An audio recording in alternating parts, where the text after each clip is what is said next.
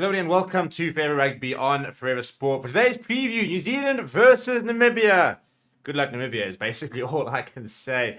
New Zealand have rotated their side. Namibia get pretty consistent with their side. Alex Garcia making, I think, just 3 changes to his starting lineup. But it's another huge task for the poor Namibians.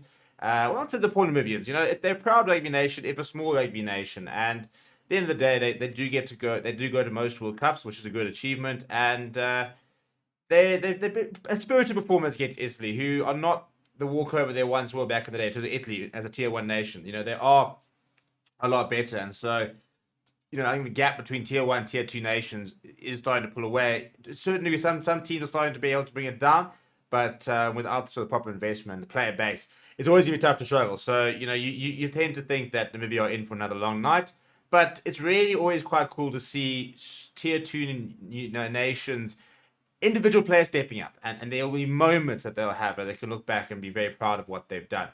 And yeah, I think as you can see, is very much in a situation where he keeps saying, he says, they don't. It's not about coming to just make up numbers.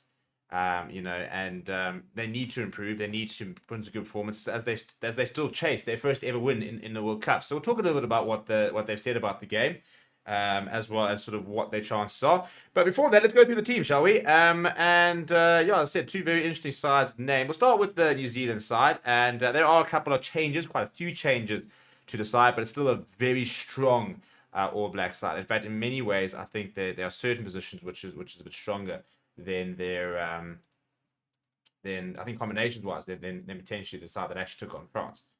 So that in itself is obviously quite interesting. So let's go through it, shall we? So in the front row, we have got Opatunga Farsi and Samisoni Takawa, who's not really started a lot this year. He's been primarily used off the bench as sort of an impact player. I think on his day, I think he's an absolute world-class hooker. So I'm a bit surprised that he hasn't started a bit more.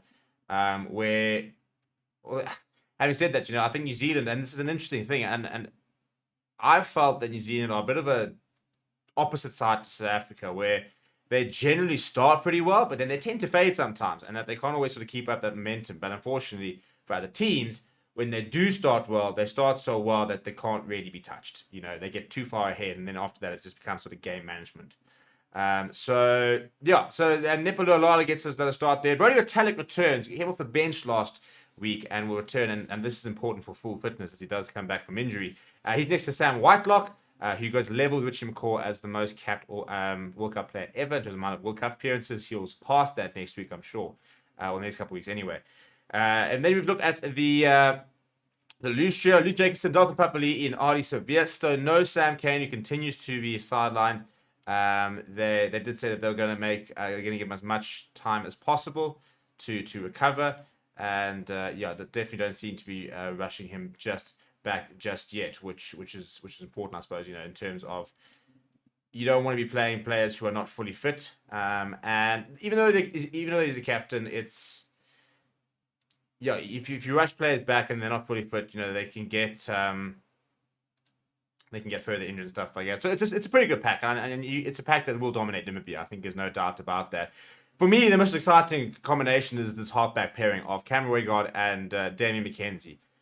Damian McKenzie is a electrifying fly half. He really is. He creates space where we think there isn't. He's attacking natured. He tries things. Lots of X factor in himself when he runs with the ball. But will very rarely be relied on in clutch games and big games and stuff. He just hasn't had the backing that Richie Mo'unga has had. So it's interesting that he's back into the side. But but Cam Roigard is someone who I'm very excited about, or I would be very excited about if I was an All Blacks player. I really, really enjoy what I've seen from the youngster. Personally, I was saying that the last couple of weeks that I've been more impressed with him than I have been with Finley Christie in the last sort of year. So I'm very keen to see what he can do at the start. New wings in Lester Fanganuka and Caleb Clark, as well as a new centre pairing of David Havili and Antonio Brown, which for me I think was probably better suited to each other and better matched than Antonio Brown inside centre with Rico Wani outside centre. I'm a big Antonio Brown fan. I think he is better outside centre, and I think David Havili offers them a lot at inside centre. So still no Geordie Barrett, which is a concern, but hopefully for them they should be back quite soon. And still no Shannon Frizzell, which continues to be a bit of a concern. And then you got Bone Bad at fullback, who I think has adds so much value there. I think the kicking he brings to the game, the composure, the experience is invaluable. Off the bench, it is Dane Coles, Ethan de Groot, and Fletcher Newell. Ethan de Groot's a class player. Dane Coles, we all know how good he is. Scott Barrett and Tupo Vai are the two backline, two forwards, and then the backline players are Aaron Smith, Richie Mwanga, Ricky Owani. So there's world-class players coming off that bench to really sort of finish the job on Saturday. For Namibia, this is how they do line up. And as I said, a couple of changes being made by Alistair Coetzee. And very interested to sort of see how they go. So he has brought in Jason Bernardo. There's starts number 1. He's brought in Prince Kaseb and Centre Leroux Milan into the starting lineup, which has seen a rotational positional change with Johan Retief moving into the lock. So if you go through it, is Jason Bernardo, Torsten van Jaarsveld, and Johan Coetzee in the front row. Johan Retief swaps the 7 for the 4. He's next to Chui Univi. And then there's Vian Conradi, Prince Kaseb, and Richard Hardwick in that loose trio. It's always going to be tough, isn't it, fronting up against New Zealand pack, even if it's a New Zealand pack, which I don't think have been as dominant as they were maybe 10 years ago.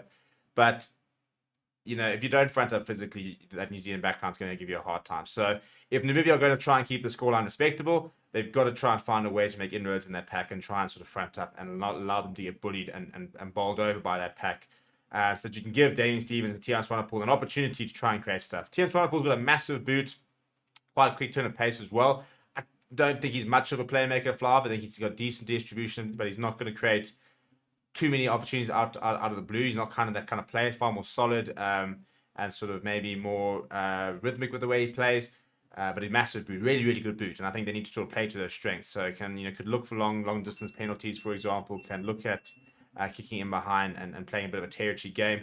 Divan Rousseau has had a positional change. He was at fullback. He has swapped down to the wing. So he and Gershwin Mouton will be the two wings. Leroux Milan will partner as captain Johan Deisel, and Cliven Loubser has come into the also up to the 15 jersey there. Then off the bench, it is Louis van der Westhuizen, Desiderio Sethi, and Hatembu Shafuka as the reserve front row. PJ van Lille, Adrian Borsen, Max Kacheko, Jacques Theron, and JC Grayling complete the side there. And Johan Deisel was obviously speaking on the challenge.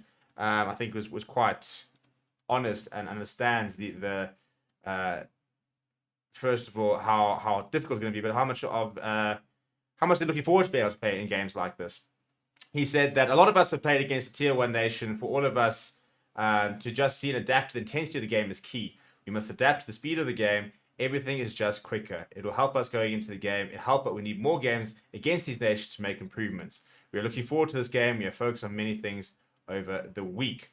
In terms of facing New Zealand, and the preparation will be for France next week, Jan Deisel says, we have a process that we have to go through. We tick box at every game, leading to the Uruguay at the end. We have certain things we concentrate on every game. I think it's quite clear that they're targeting that Uruguay game for their first ever win. And that's what they've got to do, isn't it? At the end of the day. Alistair Coetzee said that the Italy game was a big challenge for us, especially in the set piece. Hopefully it will be better. We conceded too many penalties. We have to make sure that our discipline is better against top tier teams. We were in the game up until half time. We conceded at the end of the game. We have to throw more punches. We have got a plan, and hopefully when the pressure is on, the players will stick to it. It'll be a challenge, but it is one to be ready for. Comparing our team to last week's, there are guys coming in that can make a difference. And New Zealand is a top nation. Our plan is to stop the momentum and break their rhythm. We have learnt lessons against Italy. I'm happy with the intensity, energy of my players. Fortunately, we have no big issues. And then in terms of this versus next week, he said that the French have a huge distance kicking game, so not expecting the same match. We will have a plan, but New Zealand use the width of the field. That will be a challenge for us. We will make sure not to give easy line breaks. So, identify the right things you need to do. And I think that's an interesting point. It's I said for Namibia, it's about growing as a side. It's about playing games against tier 1 nations. It's about getting that experience because they don't do it often. And you're never going to compete against tier 1 nations until you understand what it means to play against tier 1 nations and to get opportunities to play tier 1 rugby in inverted commas. So it's about going out there, getting a good account of yourself, but gaining that experience, building a bit of momentum. And so by the time you get to Uruguay, you have a real good go, and maybe they could be coming home with their first ever World Cup win, which would be a huge success. New Zealand, on the other hand, they've got to go out, they've got to make a difference, and they've got to improve performance. They've got to go out and really whack Namibia and remind people just how much of an attacking threat they are. Get their processes right, build momentum. So that going into the Italy game, for example, going into the playoffs that they get there, they've got the momentum, they've got the confidence to continue to be one of the tournament favorites. Let me know what your score predictions are down in the comments below. Please do smash like on the video. Please do subscribe to the channel as well. Thank you very much for watching. My name is Steven. I'll chat to you soon.